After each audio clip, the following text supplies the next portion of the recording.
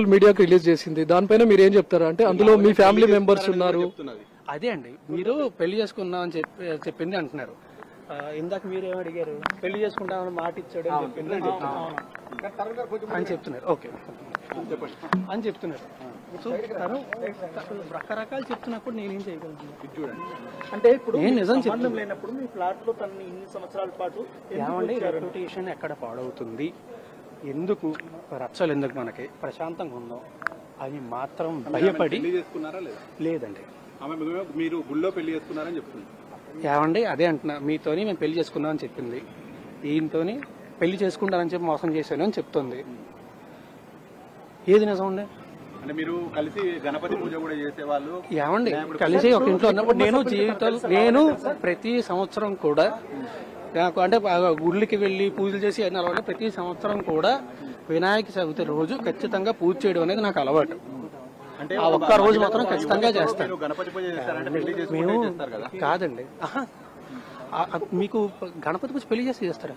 గణపతి పూజ చేయడానికి పెళ్లికి సంబంధం ఏంటంటే ఏమంటే ఇద్దరం కలిసి ఒకే ఇంట్లో ఉండేవాళ్ళం అండి. ఒకే ఇంట్లో ఉన్నప్పుడు నువ్వు బయటకు వెళ్ళి కూర్చొని ఒకరిని పూజ చేస్తాను అనలేం కదా. ఎందుకు సార్, ఎందుకు ఇద్దరు ఒకే ఇంట్లో ఉండాల్సి వచ్చింది? ఇద్దరు రిలేషన్ లో చెప్పా కదా అప్పట్లోని తెలుసు. మా పేరెంట్స్ కూడా పరిచయం. ఓకే, మా పేరెంట్స్ కూడా పరిచయం. ఈ లావణ్య తమ్ముడు మీతో డబ్బులు తీసుకోవడము, డబ్బులు అడగడం మీద మీకు నేను కంప్లైంట్ ఇస్తానండి, మొత్తం స్టేట్మెంట్ అనేది కంప్లైంట్ అన్ని ఇస్తాను. ఇచ్చిన తర్వాత మొత్తం రేజ్ చేసినప్పుడు ఏమైనా సెటిల్మెంట్ కి ఏమైనా పిలిచారా మీరు? లావణ్యకి సెటిల్మెంట్ చేస్తామని ఏం సెటిల్మెంట్ అండి? ఈ విషయం ఒకసారి పోలీస్ స్టేషన్ కి వెళ్తా అన్నప్పుడు ఆమె చెప్పినప్పుడు ఆమె నాతో చెప్పలేదండి. నేను సెటిల్మెంట్ కి నేను ఎప్పుడు మాట్లాడలేదండి. మాల్వి కూడా అలాగే ఈమె ఆవిడికి ఫోన్ చేసిందండి. అది మళ్ళీ అదే సారీ అది కూడా మళ్ళీ చెప్తున్నా, అది ఆమె కంప్లైంట్ ఫైల్ చేస్తుంది. It's not right for me to talk on behalf of. 11 ఏళ్ల రిలేషన్ లో ఏనాడు రాస్తారుని ఇబ్బంది పెట్టని లావణ్య ఈ రోజే ఎందుకు కంప్లైంట్ చేయడానికి వచ్చింది? ఈ రోజే ఇవన్నీ వాస్తవాలు ఎందుకు బయట పెట్టింది? ఎందుకంటే అండి నాకు తెలిసే అండి, నేను వీన్ కన్సల్టింగ్ లీగలీ బికాజ్ నా చుట్టుపక్కల ఉన్న వాళ్ళందరినీ ఆమె ఫోన్ చేసి ఇబ్బంది పెడుతుందని చెప్పి నేను లీగల్ గా కన్సల్ట్ చేస్తున్నానండి. కన్సల్ట్ చేస్తున్న విషయం తనకు తెలిసి ఉంటది. నాకంటే ముందే తను స్టెప్ తీసుకుందాం అని చెప్పి తనకి ఫైల్ చేస్తుంటదండి. ఏమండి ఎప్పుడు స్టార్ట్ అయితేనే ఇవన్నీ జరిగాయని తన వర్షన్. ఆమె ఏదన్నా చెప్తారు, ఏమన్నా చెప్తారు. సార్ చివరిగా మీరు ఎప్పుడు కలిసారు సార్ లావణ్య? ఏళ్ళు కాదండి, మంత్స్ అయిందండి. అప్పటి వరకు మీ రిలేషన్ కంటిన్యూ అవ్వలేదండి.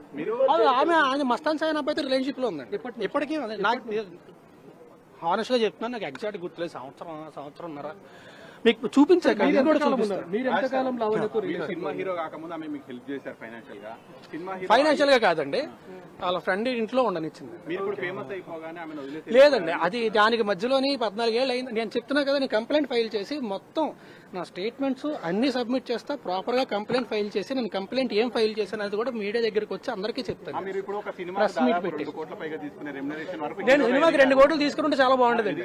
మరి ఇప్పుడు కాదు సినిమాకి 2 కోట్లు తీసుకుంటే నిజంగా చాలా బాగుండేది.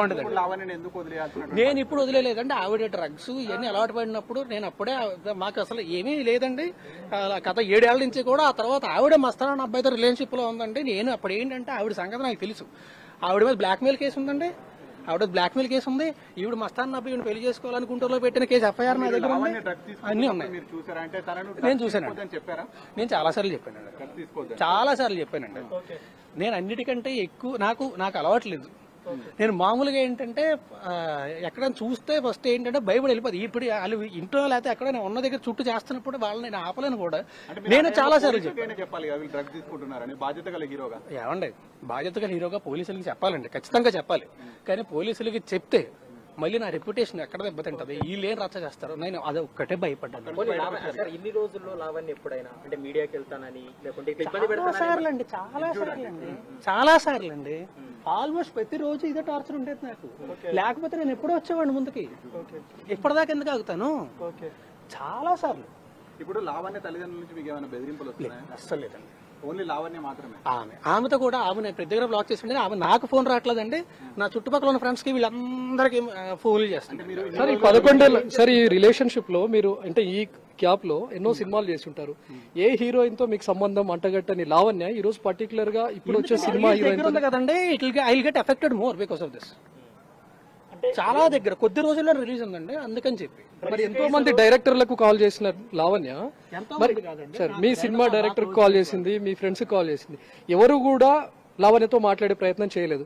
కానీ మీ సినిమా హీరోయిన్ మాత్రమే ఆమెతో ఎందుకు మాట్లాడే ప్రయత్నం చేసింది? ప్రయత్నం చేయకపోవడం కాదండి, అందరూ మాట్లాడారండి. అందరూ మాట్లాడి నాకు ఫోన్ చేసి ఇలా ఇబ్బంది పెడుతుందని చెప్పిన తర్వాత నేను లీగల్ గా కన్సల్ట్ అవ్వడం స్టార్ట్ చేశానండి.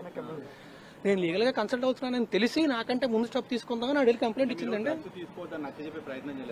చాలా సార్లు అండి, ఒక్కసారి కాదు, 2 సార్లు కాదండి, చాలా సార్లు, చాలా సార్లు, ప్రతిసారి కూడా. ఓకే, ఇప్పుడు మీరు ఫైనల్ గా ఇప్పుడు మీ మొత్తం కూడా లావణ్య మీ తర్వాత మల్హోత్రా మీ ముగ్గురు మధ్య చుట్టూ తిరుగుతుంది ఇది. దీనికి మీరు ఫైనల్ గా ఏం చెప్పాలనుకుంటున్నారు? నేను ఏమీ చెప్దాం అనుకోవట్లేదండి. దయచేసి కొంచెం నాకు సపోర్ట్ చేయండి. నేను లీగల్ గానే ప్రొసీడ్ అవుతా, లీగల్ గా వెళ్ళి నేను కంప్లైంట్ ఇస్తా, నేను లీగల్ గానే ప్రొసీడ్ అవుతా. దయచేసి మీ సపోర్ట్ కూడా నాకు అవసరం.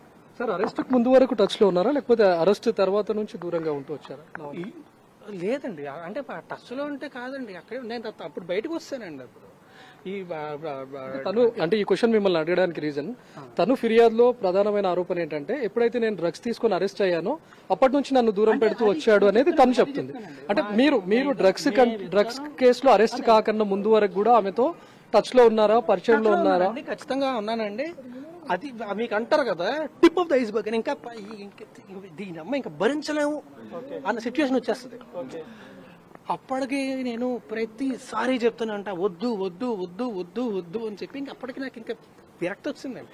ఆ మస్తాన్ సాన్ అబ్బాయితో నేను ఇంట్లోనే వచ్చి ఆడితోనే పడుకుంటుంది, ఇవన్నీ చేస్తుంది. వాళ్ళిద్దరికి వాళ్ళకి ఉందండి. అది ఆవిడని అడగండి, దయచేసి ఆవిడని అడగండి. బ్రేకప్ అదే అండి, వాళ్ళిద్దరు అదే ఇంట్లో ఉండదండి, అదే ఇంట్లో అంతా ఉండదు. నాకు ఎలా పరిచయం అయ్యారో నాకు తెలియదండి, ఎవరో ఫ్రెండ్స్ వారు పరిచయం అయ్యారు. నేను ఇవ్వలేదండి, నాదండి అది. మీరు ఉండమని చెప్పిన ఫ్లాట్ లో మస్తాన్ నేను ఉండమని చెప్పలేదండి, నేను కూడా అందులోనే ఉండేవాడిని. ఈవిడ గోల్ తట్టుకోలేక మళ్ళీ పోలీస్ కంప్లైంట్ ఇద్దాము లేదా మీడియా ముందుకు వద్దాము అంటే మీకు అంటారు కదా అద్దాల మేడలో ఉన్న వాళ్ళు రాళ్ళు ఇస్తే వాళ్ళ అద్దాలు పగులుతాయని చెప్పి, అందుకని చెప్పి ఆవిడని అనకుండా నేనే బయటకు వచ్చాను. లావణ్య మీరు కలిసి రిలేషన్షిప్ లో ఉన్నప్పుడు మస్తాన్ ఎలా వచ్చాడు మధ్యలోకి? మేము కలిసి రిలేషన్షిప్ లో ఉన్నది చెప్పాను కదండి, 2014 నుంచి 2 ఏళ్ళు 3 ఏళ్ళు అండి, అంతే అండి. మస్తాన్ ఈ మధ్య వచ్చాడండి, 2 years బ్యాక్ ఎప్పుడు వచ్చాడండి. రిలేషన్షిప్ లో లేవండి, అదే ఇంట్లో పడి ఉండేవాడిని. ఆ తర్వాత ఇంకా తట్టుకోలేక నేనే బయటికి వెళ్ళిపోయాను. ఆవిడ కూడా బయటకు పంపిస్తే మళ్ళీ రచ్చ అవుద్ది, అనవసరంగా రెప్యుటేషన్ పాడవద్దు అని చెప్పి. నాకు తెలియదండి, నేను విన్నానండి చేసేవాడు ఇది అంటే వాళ్ళిద్దరూ, నేను చెప్తానండి. ఇప్పుడు 17లో రిలేషన్షిప్ బ్రేక్ అయింది, కానీ ఇప్పుడు 7 years పాటు అంటే ఒక ఫ్రెండ్షిప్ కంటిన్యూ అయిందా సార్? ఫ్రెండ్షిప్ ఏం కంటిన్యూ అవ్వలేదంటే భరించానండి.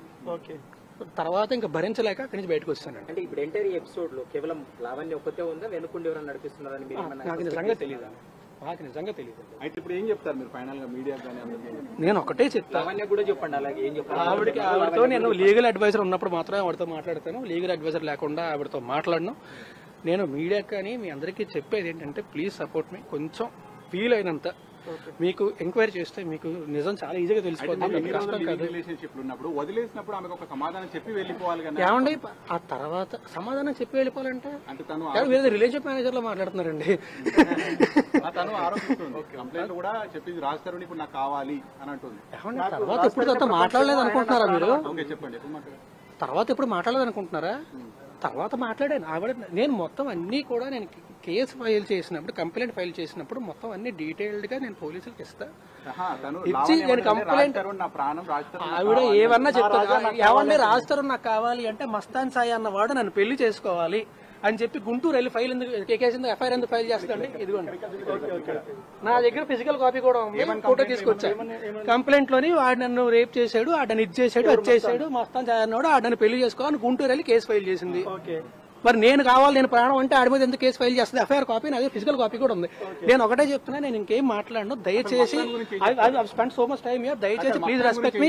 నేనేం చెప్పనండి, నేను కంప్లైంట్ ఫైల్ చేసిన తర్వాత ఖచ్చితంగా మీడియా నాకు తెలియదండి, నేనేం మాట్లాడాను, ఎంతసేపు మాట్లాడాను. ప్లీజ్ లావణ్య కంప్లైంట్ చేసిన తర్వాత ఇప్పటి వరకు పోలీసులు ఎవరైనా మీకు కాల్ చేసి ఇట్లా కంప్లైంట్ వచ్చింది మీరు విచారణకు రావాలని ఏమని చెప్పారు? నాకు ఫస్ట్ మీడియా నుంచే ఫోన్లు వచ్చాయండి,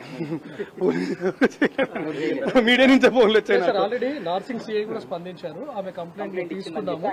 అవునండి, నేను కూడా కంప్లైంట్ ఫైల్ చేస్తాను. ఇప్పుడు నేను కూడా కంప్లైంట్ హైదరాబాద్ కమిషనర్ ఏమైనా కలిసే ప్రయత్నం చేస్తున్నారా ఈ కేసుల పైన? కావండి, నేను చేసిన తర్వాత, నేను కంప్లైంట్ ఫైల్ చేసిన తర్వాత మీడియా ముందుకు వచ్చి మళ్ళీ మాట్లాడతాను.